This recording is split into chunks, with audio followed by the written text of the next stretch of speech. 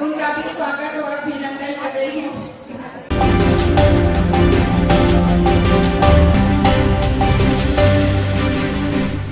नमस्कार, अब से लाइव न्यूज़ देख रहे हैं आप। मैं हूं आपके साथ निधि सिंह। आज पटना सिटी गुरुद्वारा में केंद्रीय मंत्री स्मृति ईरानी शिरकत की हैं और अरोड़ा हाउस में शिरकत करके वो बहुत सारी बात लोगों को बताई और रविशंकर प्रसाद के हित में वोट करने की जनता से और माताएं, बहनें और सभी लोग उपस्थित गण से अनुरोध किए। देखिए इस पूरी रिपोर्ट में।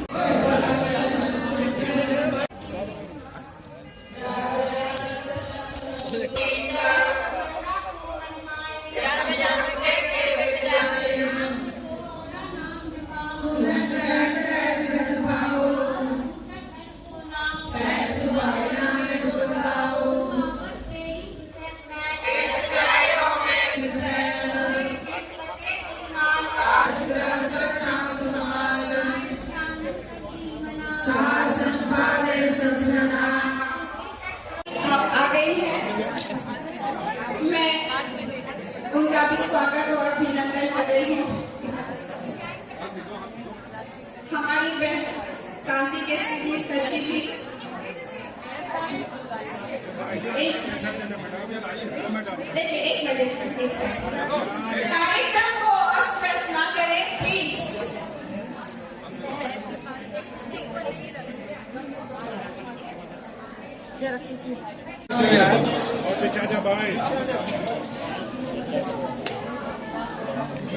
वंदे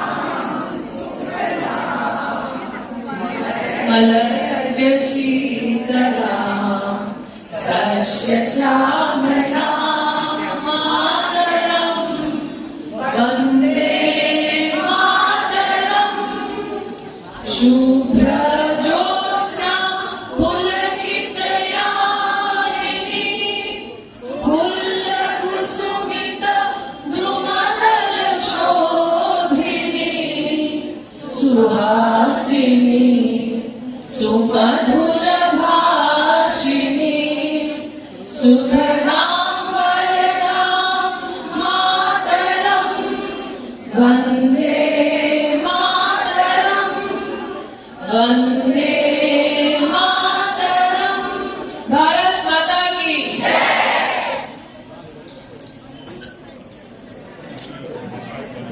बड़े ही हर्ष और गौरव का विषय है कि हम सभी की ऊर्जा को भूमि पर सारथी नंदलाल तो उस धर्म के युद्ध में जीत हमारी निश्चित है। इसलिए निश्चित जीत की आज नंदकिशोर जी आपको, रवि जी को, भारतीय जनता पार्टी की बिहार की इकाई को हार्दिक अभिनंदन और हार्दिक आभार। ये वो प्रदेश है जिसमें जिनके अलायंस को आज इंडी अलायंस कहते हैं, जिन्होंने अपने गठबंधन के माध्यम से अराजकता ऐसी फैलाई कि भयावह वातावरण में कई परिवारों ने अपने दिन गुजारे। आज मेरी कई सहयोगी बहनों ने यहाँ पर आप सबसे आह्वान किया कि आप 1 तारीख को सुबह सुबह अपने पोलिंग बूथ पर जाकर कमल का बटन दबाएं। लेकिन मैं उस आग्रह में एक और निवेदन जोड़ती हूँ, अकेले मत जाइए। बूथ पर जो माताएं, बहनें, परिवार के जितने भी सदस्य आपको प्रेरणा मांगते हैं, आपको सम्मान देते हैं, सबसे आह्वान कीजिएगा कि वो संग आपके जाएं और पोलिंग बूथ पर एक एक करके कमल का बटन दबाएं। ये विशेष आग्रह मैं बहनों से इसलिए कर रही हूं क्योंकि यहाँ कई वरिष्ठ बहनें ऐसी भी उपस्थित हैं जिन्होंने ऐसे तत्वों को बिहार की इस पुण्य धरा पर सत्ता में देखा है, ऐसे अराजक तत्व जिन्होंने गरीब और सामान्य परिवारों की महिलाओं का सिंदूर मिटा दिया ताकि उनका घर रोशन हो सके। ये वो क्षेत्र है, ये वो प्रदेश है जिसने हर गली हर नुक्कड़ में ऐसे अराजक तत्वों के सानिध्य में बच्चों के अपहरण को देखा, महिला की प्रताड़ना को समझा और संकल्प लिया कि पुनः वो भयावह दृश्य जनता कभी नहीं देखेगी। इसलिए मातृशक्ति के संरक्षण के लिए आप पोलिंग बूथ पर निश्चित रूप से जाएं। आज मैं जब आपके सम्मुख उपस्थित हुई, नंद किशोर जी ने मेरा अमेठी वाला परिचय दिया है। अमेठी लगभग 70 किलोमीटर की दूर है अयोध्या धाम से, और हमारे क्षेत्र में रामलला का भव्य मंदिर जब निर्मित हो रहा था तो क्षेत्र की जनता नंगे पैर किशोर जी अपने अपने घरों से निकलकर भव्य मंदिर के दर्शन के लिए जा रहे हैं। ये सामान्य राम भक्ति की श्रद्धा है जो मैं प्रफुल्लित मन से आपके सम्मुख प्रस्तुत करती हूँ। हमारे एक छोटे से क्षेत्र में 4 लाख परिवारों में राम जी के मंदिर के निर्माण का जो अक्षत है आशीर्वाद स्वरूप, 4 लाख परिवार, मतलब प्रति परिवार अगर 4 लोग भी हैं तो 16 लाख लोगों ने नंदकिशोर जी गांव-गांव से बाहर निकलकर उस अक्षत को माथे लगाया और राम जी के भव्य मंदिर के निर्माण का उत्सव मनाया। हम उस क्षेत्र और ये भी कहते हैं कि अमेठी के बाद सीधा रामलला के वकील की वकालत करने, इसलिए आज हम सबको ये लगता है कि केंद्र में सत्ता में है, हम सबको लगता है कि प्रदेश में भी हम लोगों के पास जनता का सेवा का मौका है, लेकिन हमें ये भूलना नहीं चाहिए कितने संघर्षों के बाद हम इस क्षण को देख रहे हैं। हमारे क्षेत्र में नंदकिशोर जी 15 से 18 पोस्ट, कई परिवारों ने 500 साल सर पर न पगड़ी बांधी न पैर में चमड़े का चप्पल पहना, क्योंकि हमारे पुरखों का संकल्प था जब तक मंदिर नहीं बनेगा तब तक साफा नहीं पहनेंगे, हम चप्पल नहीं। और इसीलिए जब हमारा वोट पड़ा उसके बाद लोगों ने कहा दीदी कहाँ चली, तो कहे रामलला के वकील से बात जाए।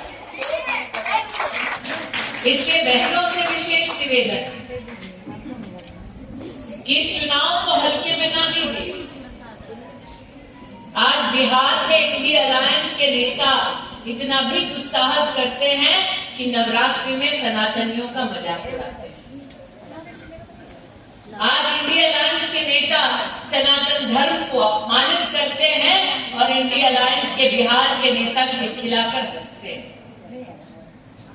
जिन बहनों के ललाट पर सिंदूर है, तिलक है, आज उनसे आग्रह करने आई हूं कि जब जब सनातन को चुनौती दी गई है तब तब मातृशक्ति ने दुर्गा का रूप धारण किया है।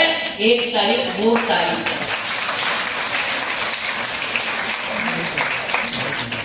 आज मैं नरेंद्र मोदी जी के लिए आपका आशीर्वाद मांगने आई, और अगर सत्य वचन कहा जाए तो मंच पर एक ऐसा व्यक्ति नहीं होगा और मेरे सामने सभागार में एक ऐसा व्यक्ति नहीं होगा, महिला हो या पुरुष, जिसने नरेंद्र मोदी जी की सरकार की सेवा ना पाई। एक सेवक ही हाथ में झाड़ू उठाकर हर प्रांगण को स्वच्छ करने का संकल्प लेता है। देश में कई प्रधानमंत्री देखे, एक अभिभावक ही इस बात की चिंता करता है कि कोरोना का काल है और हमको हर परिवार तक मुफ्त का राशन पहुंचाना है।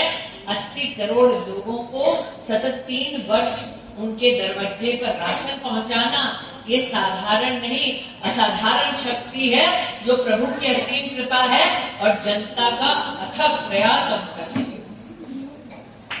एक राष्ट्रभक्त ही विषम परिस्थिति में इस चुनौती को स्वीकार करता है, जब पूरा विपक्ष एकजुट होकर कहता है कि वैक्सीन विदेश से मंगाओ। एक राष्ट्रभक्त ही डंके की चोट पर कहता है कि हिंदुस्तान में इतनी क्षमता है कि हम कोरोना की वैक्सीन हिंदुस्तान में बनाएंगे और हर हिंदुस्तानी तक मुफ्त में पहुंचाएंगे। यहाँ कितने लोगों ने कोरोना की वैक्सीन लगाई? हाथ उठाइए। लगाई? 2 लगाई, 3 लगाई? यदि 2 लगाई हो मतलब एक टीके की बाजार में कीमत थी 600 रुपए, 2 लगाई मतलब 1200 रुपया, 3 लगाई मतलब 1800 रुपया, और अगर 3 लगाई हो 1800 रुपये का, घर में अगर 5 व्यक्ति हैं, सदस्य हैं, तो इसका मतलब गरीब परिवार की जेब में 9000 रुपये की जरूरत थी। था क्या गरीब के पास इतना पैसा? अगर नरेंद्र मोदी मुफ्त के टीके की व्यवस्था ना करते इस देश में, कितने गरीब मारे जाते ये सोचिए। इसलिए आज जब भाजपा के कार्यकर्ता डंके की चोट पर कहते हैं अब की बात जनता कहती है 400, लेकिन ये 400 पार तभी संभव है जब देश की मातृशक्ति हमारे भाई नरेंद्र मोदी की ढाल बनकर सामने आएंगी। 1 तारीख को पोलिंग बूथ पर जाकर कमल का बटन दबाएंगे। आज इस सभागार में प्रभु राम का जब जयघोष हुआ, तब ये कहना भी उचित है बहनों कि सभागार में शायद ही वो महिला हो जो 3 तलाक के अभिशाप से सुरक्षित थी।